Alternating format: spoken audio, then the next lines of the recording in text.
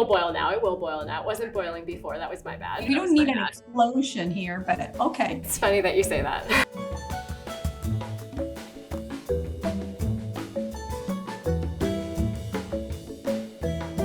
Hola.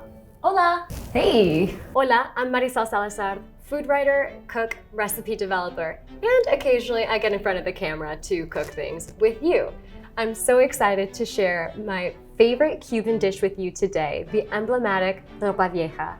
Ropa Vieja means old clothes in Spanish, and it's got a really interesting backstory to it too. In Spanish legend, it is said that there was an old man who didn't have enough money to feed his family, so he took off his clothes, shredded them into rags, stewed them in a tomato-based broth, then an angel came down and turned those clothes into meat.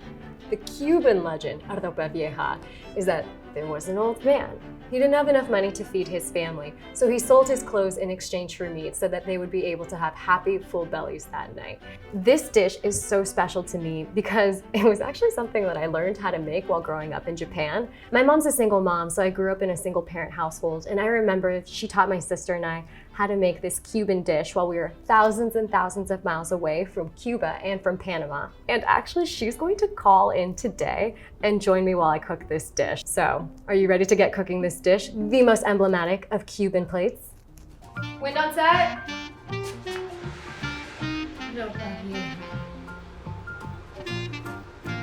Should I do that?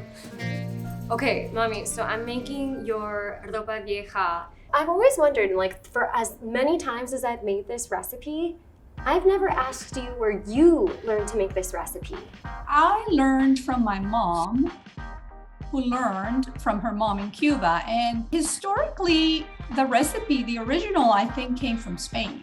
When I was in Panama, though, Panamanians have their own twist to it. So there's a Cuban sort of recipe, basic, and then there's a Panamanian recipe, and it doesn't vary as much.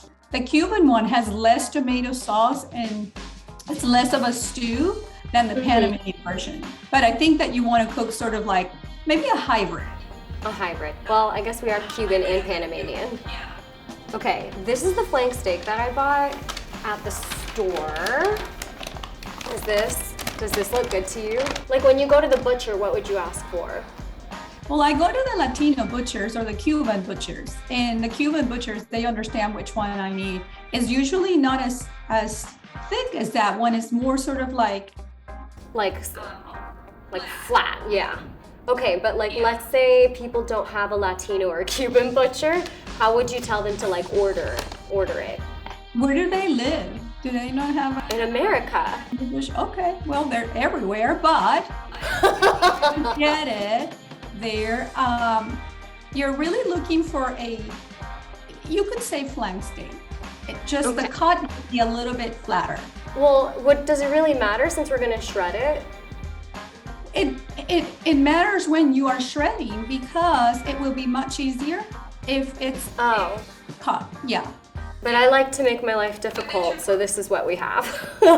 So while this is boiling, I want to make the sofrito, which is the sauce with you. So I'm gonna grab the sofrito ingredients, one sec. Okay, when we refer to sofrito, I know that you and I know what we're talking about. For that people who don't know, how would you describe what a sofrito is? So sofrito is for us like your basis for cooking pretty much anything, from soups to stews. And so it's usually a combination of culantro for Panamanians, maybe green onions, maybe you'll have a couple of, garlic cloves, and you would stir fry that. Oh my gosh, why do I cry so much, Mom, with onions? Do you cry a lot when you cut onions? Yeah, and there's a secret to not crying. What's that? Get somebody else to cut them? Yes. Yeah. We need to talk about rice and how instinctual making rice is. Okay, I was trying to explain to some friends who were not Hispanic how we make our rice. They didn't get it. I was trying to explain to them like the fingers and the oil. Okay, how would you explain to someone how we make our rice? There's no science to it. Typically, whatever amount of rice you use, you want to have about half a finger above the rice filled with water and some sort of type of oil so that the grains don't stick together. And then you just start at medium heat until the water has drained. And at that point in time, that's when you want to stir it. So I have the beef. The flank steak is already cooked, which is great. I want to show you a close-up of how I cook the flank steak for your approval, because I'm always seeking a mother's approval. Ooh, this is how I did it. Do you see that? Okay, so now I'm gonna put this on my cutting board. I pat it dry and let it cool for a second. Yeah, the hotter you can withstand shredding, the better and the faster you'll go. Oh, okay, so if I can like really stand the heat, I should do that. Well, don't get burned. So this is the point where you usually tell me to like recruit a friend to help me shred, right?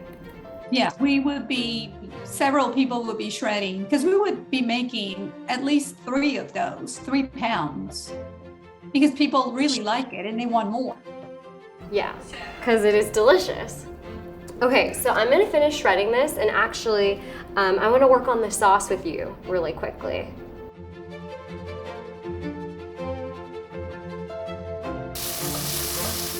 Do you remember the first time that I started really getting into cooking? When I think of you, you were always more on the sugary side. Instead of savory, you were very good at doing more of the sweets. Well, I think it was when you graduated from college, because again, you used to like sweets. I mean, remember, you used to hide sweets everywhere. Okay. Do you recall, Mom, whenever you taught me and Mary how to make this dish? You guys would just hang out in the kitchen and learn how to do it from seeing me. You know, cooking is something it's sort of like at the heart of our culture. We're always cooking. You just sort of learn the basic and then you go with your instinct. It's just like playing a music instrument. You just kind of go on your own. It's sort of like your own mark. Okay, I'm just gonna bump the heat up a little bit so that the sauce will thicken. Oh, the sauce is thickening up pretty quickly. That's great. Woo! Yeah, this is definitely more than enough meats. And I just turned the heat off and it looks like it's done. Okay, I'm gonna show you, tilt the camera down. Can you see that? Yeah, that looks yummy. There we go. That looks delicious. Well, thanks to you. You were the one that taught me this recipe and how to make everything, so you know, you should get the credit and the byline. Well, I'm so proud of you. That was a fantastic experience I have had, just to see you doing what I used to do much better. And you do know how to measure everything. This was a wonderful experience. Enjoy that, Ropa Vieja. I will enjoy that, Ropa Vieja.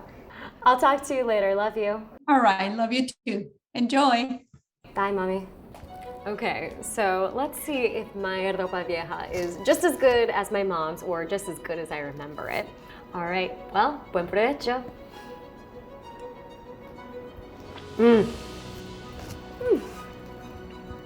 This is just as good as my mom's, and that's how I remembered it. And it's tender. Muchísimas gracias cocinar conmigo hoy. Thank you so much for joining me today on What's in a Dish. I'm Marisel Salazar. See you later. If you want to see more amazing recipes from the kitchen, make sure to like this video, share it with a family member or a friend, and make sure to subscribe.